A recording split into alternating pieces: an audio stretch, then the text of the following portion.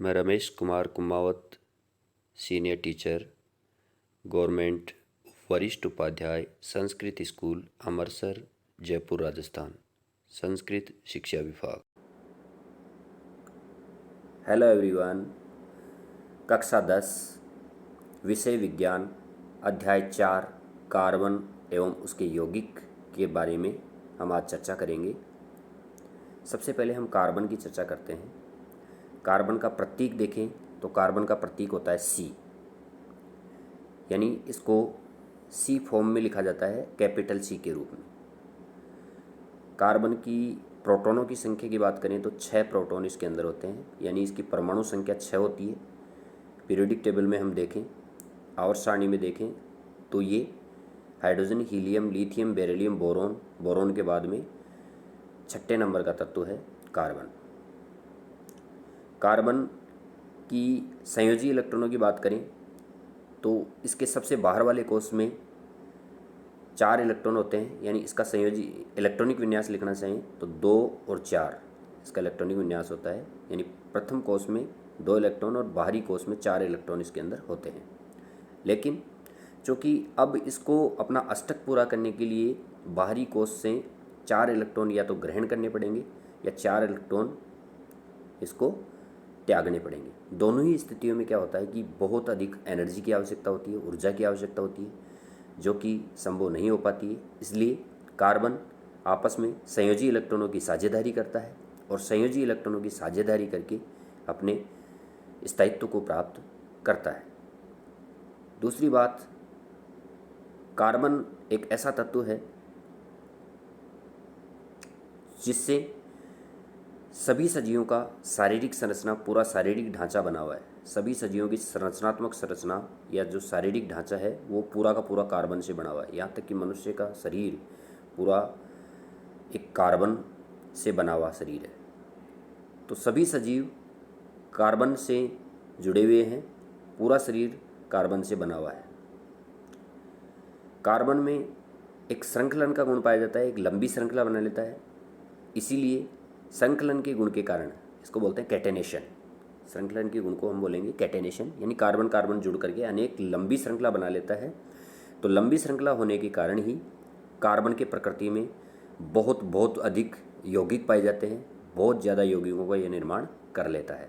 जैसा कि पाठ के शुरू में आप देख सकते हैं, अध्याय 4 कार्बन एवं उसके यौगिक।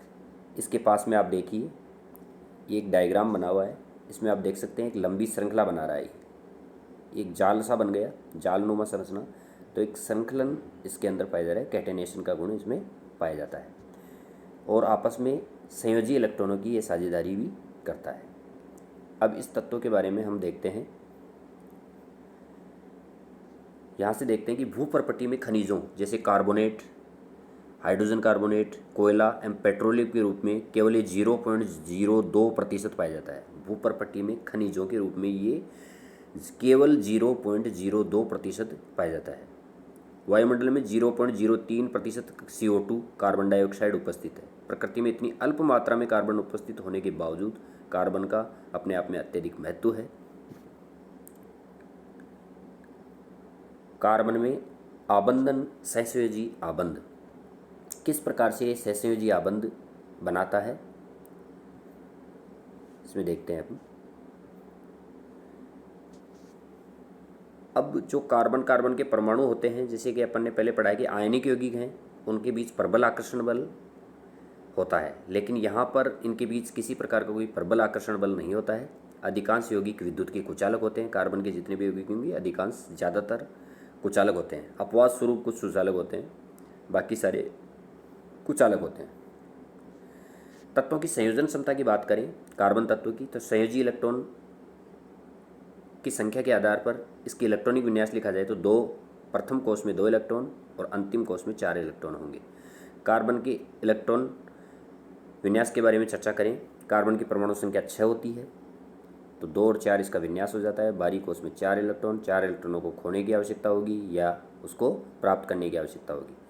तो इसमें देख सकते हो आप बिंदु 2 दे रखे हैं, जैसे कि मैं पहले चर्चा कर सकूँ कि 4 इलेक्ट्रॉन प्राप्त करके C4- ऋणायन बना सकता है, लेकिन 6 प्रोटॉन वाले नाभिक के लिए 10 इलेक्ट्रॉन अर्थात 4 अतिरिक्त इलेक्ट्रॉन धारण करने मुश्किल हो जाते हैं। ये 4 इलेक्ट्रॉन खोकर धनायन भी बना सकता है, लेकिन इसके लिए भी 4 इलेक्ट्रॉनों को खोकर 6 प्रोटॉन वाले नाभिक में केवल 2 इलेक्ट्रॉनों का कार्बन धनायन बनाने के लिए अत्यधिक ऊर्जा की आवश्यकता होगी, जो कि संभव नहीं है। तो फिर ये क्या करता है, कार्बन अपने अन्य परमाणुओं के साथ या अन्य तत्वों के परमाणुओं के साथ संयोजकता इलेक्ट्रॉनों की साझेदारी करता है, पार्टनरशिप कर लेता है और संयोजी आबंध बना लेता है। तो इलेक्ट्रॉनों की साझेदारी करके अणुओं का निर्माण करते हैं। जैसे कार्बन कार्बन मिलेगा, C2 अणु का निर्माण होगा, C आपस में मिलेंगे तो C2 अणु बन जाएगा। इनके फलस्वरूप दोनों ही परमाणु उत्कृष्ट गैस विन्यास की स्थिति को प्राप्त करते हैं। कार्बन के यौगिकों की चर्चा करने से पहले इलेक्ट्रॉनों की साझेदारी के बारे में समझते हैं।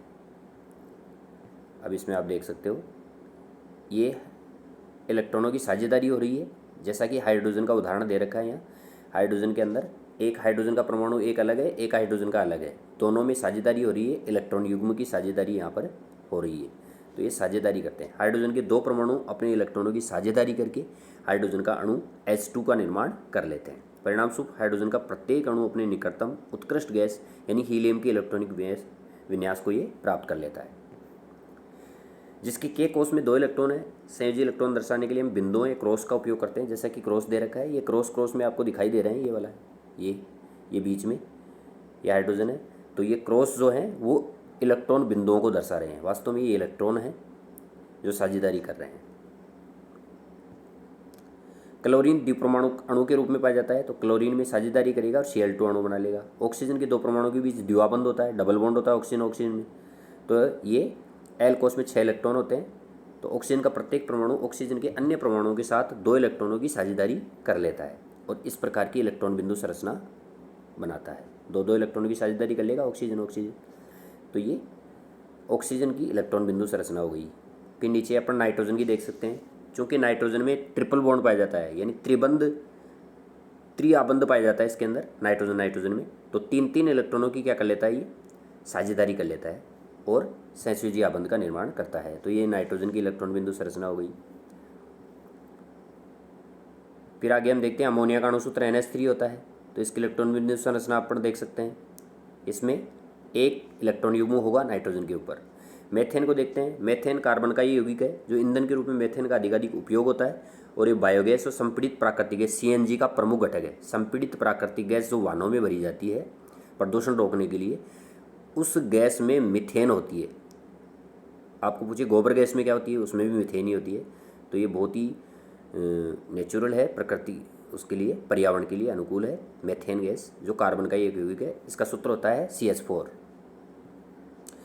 कार्बन इलेक्ट्रॉनों की साझेदारी हाइड्रोजन के 4 परमाणु के साथ इसमें साझेदारी कर लेता है। CH4 में साझेदारी होगी, हाइड्रोजन की 4 परमाणु के साथ कार्बन साझेदारी कर लेगा। इस प्रकार 2 परमाणु के बीच इलेक्ट्रॉन एक युग्म की साझेदारी के द्वारा बनने वाले आबंध सहसंयोजी आबंध कहलाते हैं। सहसंयोजी आबंध की परिभाषा हो गई कि 2 परमाणुओं के बीच, कोई भी 2 परमाणु है, उन 2 परमाणुओं के बीच में यदि एक इलेक्ट्रॉन युग्म की साझेदारी होती है तो उसके बीच बनने वाले जो आबंध होंगे वो सहसंयोजी आबंध कहलाएंगे।